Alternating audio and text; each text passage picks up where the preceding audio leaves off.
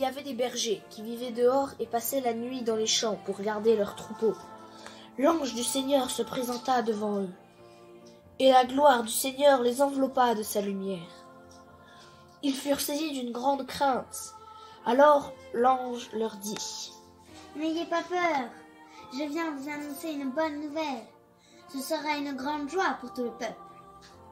Aujourd'hui, dans la ville de David, est né un sauveur. Il est le Christ, le Seigneur. Vous trouverez un nouveau-né couché dans une mangeoire à Bethléem. »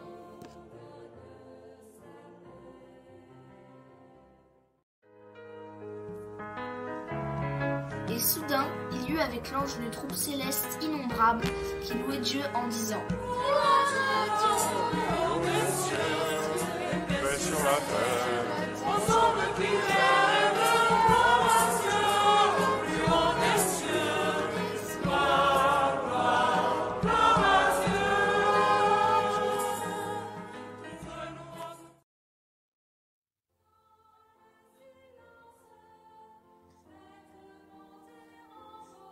Lorsque les anges eurent quitté les bergers pour le ciel, les bergers décidèrent d'aller voir à Bethléem ce qui leur avait été annoncé. Ils se hâtèrent d'y aller, et ils découvrirent Marie et Joseph avec le nouveau-né couché dans la mangeoire. Ils veillèrent toute la nuit.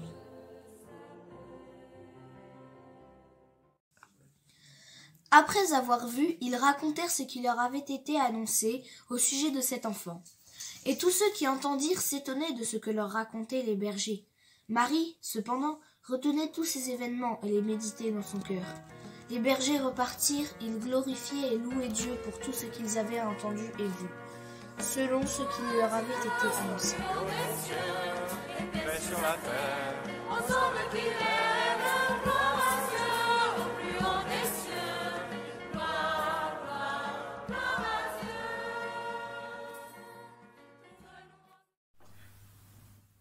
L'évangéliste Luc nous invite à voir un personnage fort intéressant, les bergers.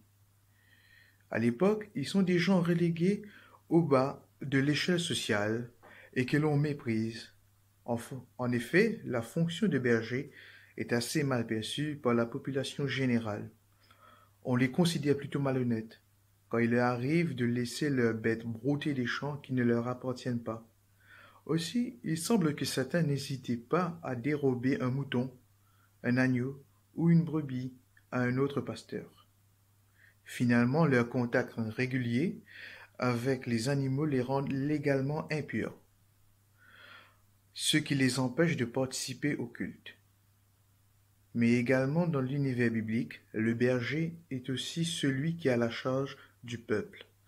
Le métier de berger est considéré comme un art qui prépare à l'exercice de l'autorité royale, soit sur un peuple, soit sur les éléments composites de notre propre personne. Le berger peut aussi représenter un maître ou docteur de la loi. Nous avons comme figure de berger dans la Bible Moïse, David et les rois d'Israël. La mention des bergers introduit ainsi un double sens entre ceux qui dirigent la communauté et ceux qui sont à l'extérieur de la ville. Donc, en Moïse et David, il y a une préfiguration du vrai berger qui doit venir. D'ailleurs, Dieu s'est servi de cette notion familière, le berger, pour faire connaître certains aspects de son activité et de son soin en faveur des siens ou en faveur de son peuple. Jacob, à la fin de sa vie, parle de lui comme le Dieu qui a été le berger depuis que je suis jusqu'à ce jour. David déclare dans le psaume 23, « Le Seigneur est mon berger, je ne manquerai de rien » au verset 1. Le psaume 80 donne à Dieu le titre de berger d'Israël. Et plusieurs passages des prophètes, tels Isaïe et Ézéchiel, annoncent les soins que donnera ce berger compatissant à son peuple opprimé et dispersé. La suite de l'Évangile nous dit que lorsque les bergers repartent, ils se mettent à glorifier le Seigneur. Ils se trouvent ainsi à succéder au cœur des anges qui accompagnait l'annonce de la bonne nouvelle dans le champ, sous le ciel étoilé.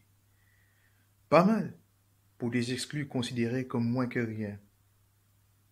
À partir du moment où ils ouvrent la bouche, les anges n'ont plus leur raison d'être, ils se taisent. Désormais, il revient aux plus petits et aux méprisés de contempler le Sauveur et de chanter sa gloire. Ainsi, comment nos bergers, ces bergers, peuvent-ils nous aider à vivre ce temps, à entrer dans ce temps de Noël? Pour comprendre cela, je vous raconte une petite histoire. C'est l'histoire d'un berger que j'ai rencontré et en discutant avec lui, il m'avait raconté une anecdote. Il avait une copine et un jour où ils devaient se rencontrer. Après son travail, il a pris un bon bain. Quand il a passé près d'une semaine avec ses moutons, il avait mis un bon parfum pour plaire à la jeune fille. Lorsqu'il la rencontre, la fille lui dit « T'aurais pu quand même prendre une douche avant de venir me voir. Tu pues le bétail. » C'est vrai que sur le moment, j'ai bien ri, mais par la suite, cette anecdote m'a aidé à comprendre ce qu'est un berger. Un berger se laisse imprégner de l'odeur de ses brebis. Il habite avec ses brebis. Il donne un nom, il prend soin, il dirige, il conduit. Et c'est tout à fait normal que l'odeur des brebis soit toujours imprégnée de ses vêtements, de sa personne. Ainsi, nos bergers des champs, eux aussi, sont venus voir le Sauveur qui leur est né et l'adorer. Mais ils ont fait plus qu'adorer. Ils sont venus déposer tout leur être devant le vrai berger, qui à son tour se laisse imprégner de cette odeur qui est notre humanité, nos joies, nos peines, nos souffrances, nos craintes, ce qui nous anime et fait vivre, nos espoirs. Le berger, Jésus, petit enfant, dans la crèche, s'imprègne de tout ça pour nous donner l'espérance, pour transformer nos vies. Ainsi, tels que ces bergers, venons au pied du vrai berger. Laissons-le s'imprégner de notre vie avec nos joies, nos souffrances, nos attentes pour faire briller notre espérance et vivre de sa joie. Et par la suite, en témoigner d'une ivresse divine qu'en venant parmi nous, Dieu n'hésite pas à confier à des exclus et à des impurs le soin de lui rendre gloire et de témoigner de sa présence dans notre monde. Emma, est-ce que tu peux nous expliquer les idées que tu as pour faire un Noël vert, un Noël où on aurait moins de déchets, par exemple? On peut faire des cadeaux en bois avec du tissu. Pour décorer, oui. On peut juste prendre une petite pomme de pin, soit la peindre ou la lisser comme ça. On peut faire des choses en porcelaine, comme ça. On peut faire des choses dans de la feutrine. Et on peut faire des petites choses comme ça. On a découpé ça. On peut faire des choses en tricot pour des gens. Et pour ne pas jeter de papier, on peut faire des emballages en tissu, par exemple un sachet. Donc moi par exemple, je veux offrir ce livre à ma cousine, alors je vais le glisser dans le sachet, je vais le refermer, je vais faire un nœud, et voilà, et je vais lui offrir ça, et elle pourra me le rendre pour faire d'autres emballages. Alors, est-ce que tu peux nous expliquer les décorations extérieures qui permettent d'éviter les déchets? Alors dans notre jardin, on avait beaucoup de branches comme ça, alors on a coupé et on en a fait le tour de notre maison. On a pris des branches de houx, on a pris du tissu et comme je vous ai montré tout à l'heure, on a pris de la feutrine, mais on a fait des différentes choses. On a fait des petites choses en bois comme ça et qu'il y a aussi ici. D'accord, donc avec du bois qu'on a scié, on a fait la décoration, d'accord. Et on a mis notre couronne. Et dans la couronne, c'est pareil, il y a des branches récupérées dans la forêt. Oui. D'accord. Et des petits nœuds en tissu. Pour la table de Noël, on peut utiliser dans des magazines des modèles qui permettent de faire des décorations à base de papier et de découpage. On peut trouver différentes formes, des petites boîtes pour offrir des chocolats et des choses pour agrémenter les cadeaux ou la table de Noël. Pour décorer la table du réveillon, on peut faire des rondes serviettes avec plusieurs formes. Par exemple, là c'est avec un sapin, ou on peut faire avec des feuilles. Alors, je vous montre. On fait comme ça. Hop, on met dans l'encoche. Voilà. On roule votre serviette. Comme ceci. Et après, vous pouvez mettre votre serviette dans le rond. Et si vous voulez, vous pouvez écrire votre prénom. Une astuce pour reconnaître le verre de chacun, on découpe des petites étoiles avec une fente et la fente vient se mettre autour du verre à pied, comme ceci.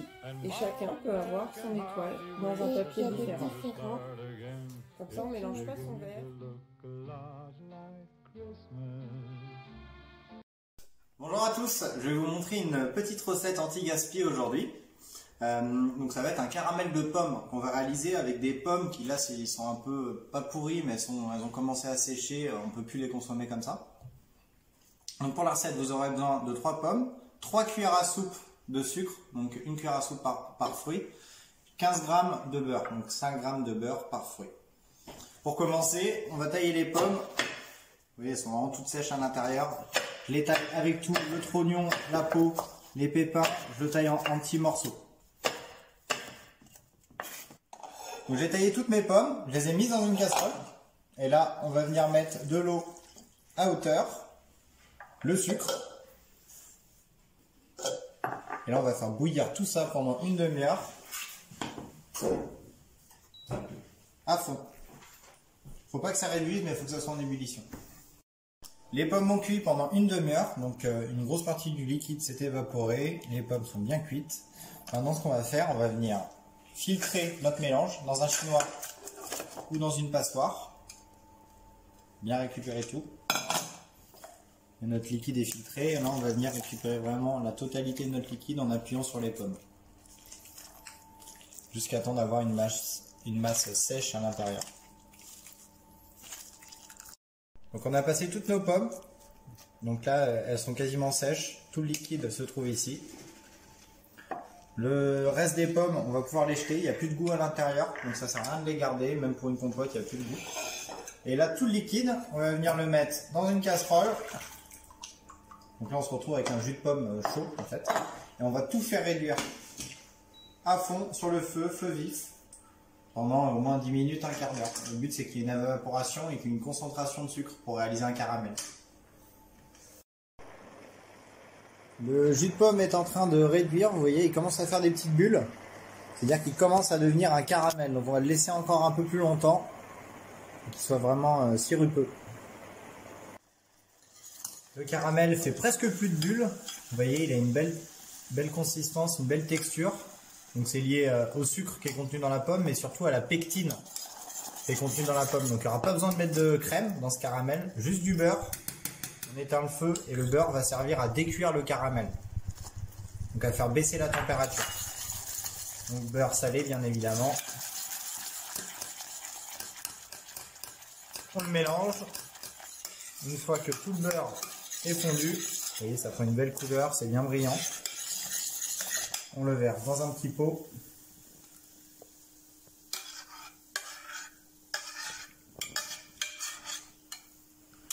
On va pouvoir le mettre au réfrigérateur.